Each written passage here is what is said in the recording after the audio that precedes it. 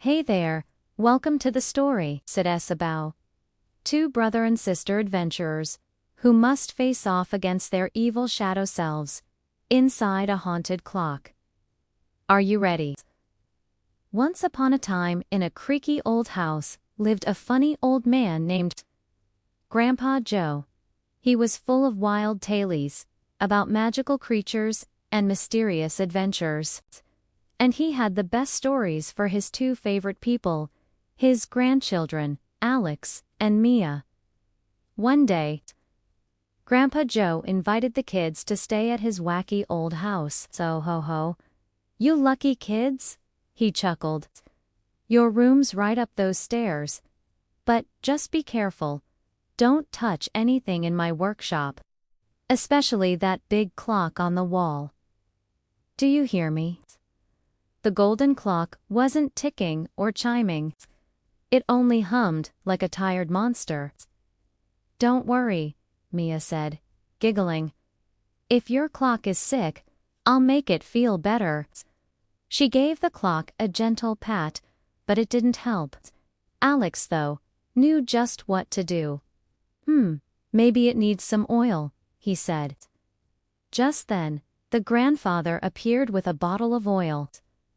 Perfect timing, he said. Here, let me show you how. Grandpa Joe opened the oil bottle and started rubbing the clock's surface until it glowed with a golden light. Hoo, it's coming back to life, he shouted. Quick, let's get out of here before it's too late. Suddenly, the clock chimed once, twice, and when the hands struck midnight, the room vanished in a swirl of gold. Alex and Mia landed in a dark forest filled with scary plants. Alex stumbled over a rock and scraped his knee. I told you not to touch the clock, Grandpa Joe said with a sigh.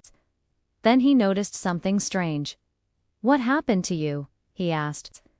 His hair was gray and his clothes were torn. How did you become so old and dirty? That's what happens when you waste your whole life playing games instead of having fun, said a sad voice.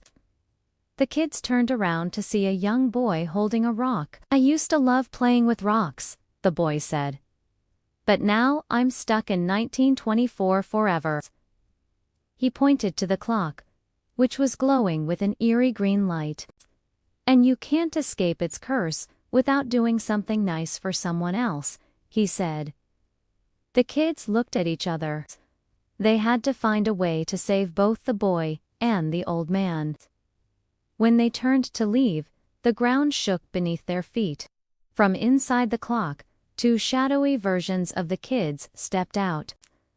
They looked identical, except for their twisted grins, and their eyes glowed with a creepy green light. Hello, said Shadow Mia. Are you the Alex and Mia from the future? We've been waiting for you. Why? Asked Alex. So we could replace you and live forever, said Shadow Alex. We're the Shadow Twins. When we suck kids into the clock, we take their place and steal their time. But how do we beat you if you're our exact copies? Asked Mia. Easy, said Shadow Mia. You're both scaredy cats. Just run away and hide. She waved her hand and vines snaked out toward the kids. But Mia jumped over them. Not so fast, she said. You're just like us, but meaner. That's right, said Shadow Mia. And you're exactly what I want to replace. As the Shadow Twins advanced on the kids, Mia grabbed a stick and pretended to strike. If you're gonna fight, she said, at least be brave enough to look me in the eyes. For a moment, the twins hesitated. Then they charged forward, kicking and punching the kids with their sharp metal fists. Hell, cried Alex. Suddenly, a brown blur flew past Mia's face. Whiskers, the family cat, had joined the battle. The twins screamed as Whiskers scratched their faces. Stop it, yelled Mia. Stop hurting her. Suddenly, Shadow Whiskers lunged toward Mia. She screamed and curled up into a ball. But when she peeked out, she saw a tiny butterfly fluttering near the Shadow Twins. "It's no use," whispered Shadow Mia. "Even I can't hurt that cute little butterfly." The Shadow Twins vanished, and the forest shimmered back into view.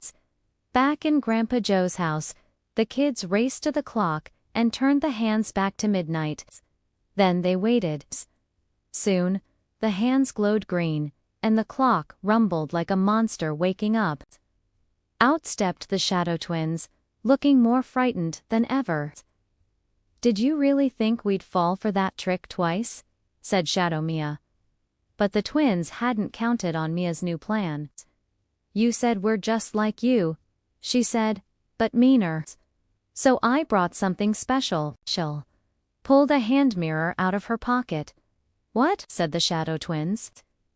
"You silly little kids, think you can defeat us with that?"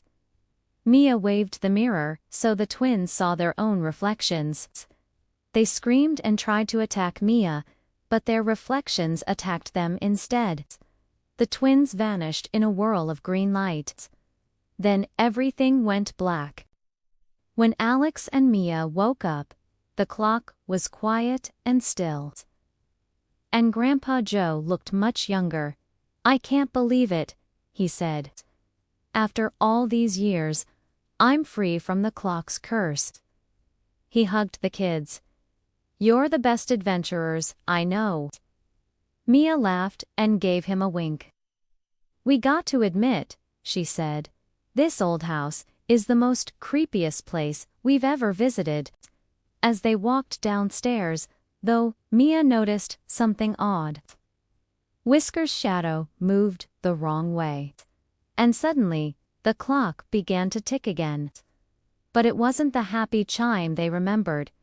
It was a slow, broken ticking with a faint sound of laughter. "Tick, CCC," it said. "The end. What do you think?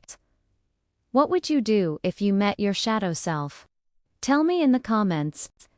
And remember, even when the clock strikes 13, you're braver than you think." Click here for another spooky adventure, or click here to watch this video. Thumbs up if you liked it. Subscribe for more adventures. See you next time.